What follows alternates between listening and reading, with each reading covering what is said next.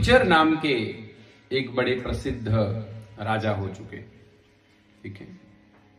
वह बड़े प्रजापालन में बहुत ही योग्य राजा थे, बहुत ही प्रजा प्रिय राजा थे और धर्म धुरंधर राजा थे, उपरिचर नाम के। अब ऐसा हुआ कि पितरों की आज्ञा मानकर वह वन में शिकार करने के लिए गए।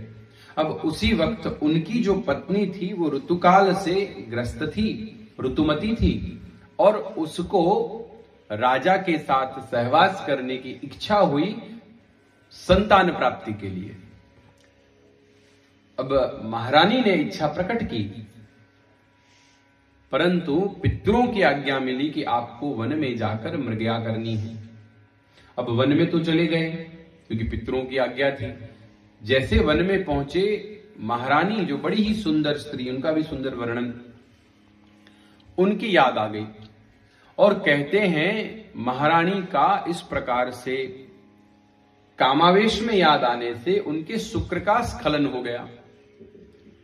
अब शुक्र जब स्खलित हो गया तो उन्होंने कहा कि इसका उपयोग संतान प्राप्ति के लिए हो सकता है, इसलिए उन्होंने उनके शुक्र को एक बरगद जो होता है, बरगद के पत्ते में एक दौना बनाकर, शुक्र यानी वीर्य जिसको कहते हैं, उसको उसमें डालकर कहते हैं कि बाज पक्षी को दिया और कहा कि जाओ ये रानी को दे दो, इससे हमें संतान की, महान संतान की प्राप्ति होगी। ऐसी सब कथाएं, बहुत राजा सब भगवद प्रिय राजा होते थे सब। अब बाज पक्षी ये लेकर जा रहा है समुद्र के ऊपर, नदी के ऊपर से। उसी वक्त दूसरे बाज पक्षी को लगा कि ये कोई मांस लेकर जा रहा है। अब दोने में राजा का शुक्र था जो रानी के लिए लेकर जा रहा था। अब उस वक्त क्या हुआ कि एक ब्राह्मण नदी में अपनी संध्या वंदन कर रहे थे और संध्या वंदन के समय अद्रिका नाम की एक अप्सरा वहां पर जल क्रीड़ा करने के लिए आई और जल क्रीड़ा करते करते पानी के अंदर चली गई और ये ब्राह्मण जहां संध्या वंदन कर रहे थे उनको पैर को पकड़ लिया गलती से, भूल से। अब ब्राह्मण की संध्या भंग हुई। उन्होंने तुरंत श्राप दिया कि अद्रिका तुम जलचर मछली की तरह क्रीड़ा कर रही हो, जाओ तुम मछली बन जाओ। और कहते हैं अद्रिका मछली बन गई, अप्सरा थी, और नदी में घूमने लगी। इस तरफ वो बाज ऊपर से जा रहा है, दूसरे बाज को लगा कि ये मांस लेकर जा रहा है तो उसके ऊपर झपट पड़ा। उसी छीना झपटी में जो शुक्र का दोना था राजा के, वो नदी में गिर गया और बाज सब अपने अपने दिशा में चले गए। किंतु जो शुक्र था राजा का, वह ये अद्रिका नाम की अप्सरा जो मछली बनी थी उसने निगल लिया। उससे कहते हैं उसे जुड़वा संतान प्राप्त हुई, एक लड़का एक लड़की। अब कुछ माछीमार लोग जो माछीमारी करते हैं, वह अपनी जाल फेंके और ये मछली अद्रिका जो अप्सरा थी वो उसमें पकड़ गई। अब जब उसको चीरा गया, उसको जब काटा गया तो उसमें से 2 बच्चे निकले, एक लड़का एक लड़की। लड़का था वो मत्स्य देश का राजा, मत्स्यराज उसका नाम कहा गया, मत्स्य क्योंकि मछली के पेट से जन्मा इसलिए मत्स्यराज कहा। और जो माछीमार था उसने उस लड़के और लड़की को ले जाकर राजा, जो जिस राजा का शुक्र था उसी राजा को जाकर दिया कि मछली के पेट से निकले, इस पे आपका अधिकार है। तो कन्या को माछीमार को दे दिया और लड़के को स्वयं ले लिया। आगे जाकर मत्स्यराज नाम के बहुत बड़े सुप्रसिद्ध राजा हुए और ये जो कन्या थी उसका नाम सत्यवती रखा गया, दूसरा नाम मत्स्यगंधावी है, क्योंकि मछली के पेट से निकली थी तो मछली जैसी बदबू उसमें से आती थी उसके शरीर से। अब ये माछीमार के वहां पलने बड़े। अब कन्या किसकी हुई? राजा की और अप्सरा की हुई ना। अब ये कन्या युवान हो गई और नाव चलाने का काम करती थी पिता के साथ। एक दिन ऐसा हुआ कि ऋषि पराशर वहां पर आए, उनको नदी पार करनी थी। और उनके पिता जो थे सत्यवती के, मत्स्यराज जो माछीमार थे, उनको कहा नाव, तो वह थोड़े व्यस्त थे या भोजन कर रहे थे, ऐसा कुछ लिखा है। उन्होंने कहा कि बेटी ऋषि को ये नदी पार करवा दो।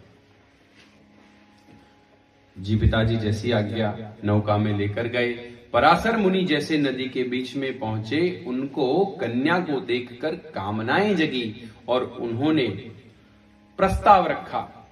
कहा कि महाराज मैं तो कुंवारी कन्या हूं और आप ऐसे बड़े वशिष्ठ के वंशज इतने बड़े ऋषि हैं, मेरे जैसी मछली जैसी जिसमें से गंध आ रही है। कहा पराशर ने कि देवी बात ऐसी नहीं, देवी बात यह है कि मेरे द्वारा और आपके द्वारा जो संतान उत्पन्न होगी वो विश्व का कल्याण करेगी, इसमें श्रीहरि नारायण की इच्छा है, इसलिए मेरे जैसे ऋषि के मन में ऐसी कामनाएं प्रकट हुई हैं, अन्यथा मुझ जैसे ऋषि में ऐसी कामना प्रकट होना संभव नहीं है। तब कहा कि महाराज मैं तो कुंवारी हूं, किस प्रकार से हम ये मेरा जो यौवन है, मेरा जो उसको भंग हो जाएगा। ऋषि ने कहा आप उसकी चिंता मत करिए। वहीं पर ऋषि ने धुम्मस कर दिया और उनके बीच सहवास हुआ। उनको वरदान दिया कि तुम्हें बहुत ही विख्यात पुत्र की प्राप्ति होगी, तुम फिर से नवयौवना बन जाओगी और तुम सदा यौवन तुम्हारा सदा रहेगा और तुम में से जो मछली की गंध आती है वो गंध चली जाएगी और तुम्हारे में से बहुत ही सुंदर सुगंध आने लगेगी, 1 योजन तक सुगंध आएगी तुम्हारे शरीर की।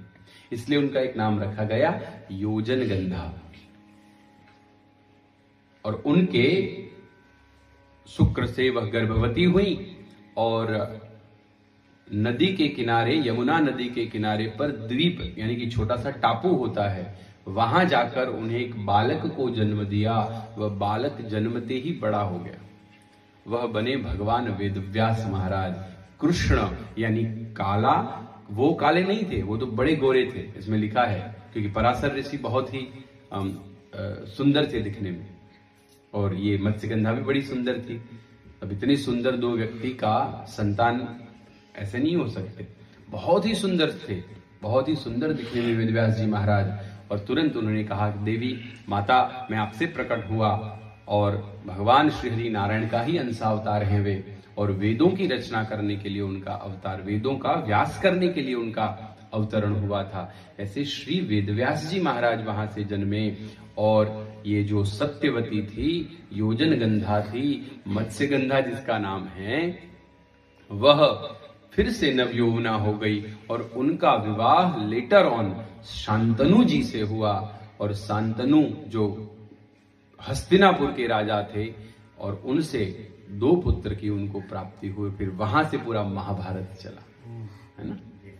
तो वेदव्यास जी महाराज न शूद्र हैं, हाँ, वह ऋषि पराशर और अद्रिका नाम की अप्सरा के पेट से जन्मी हुई कन्या सत्यवती की संतान है।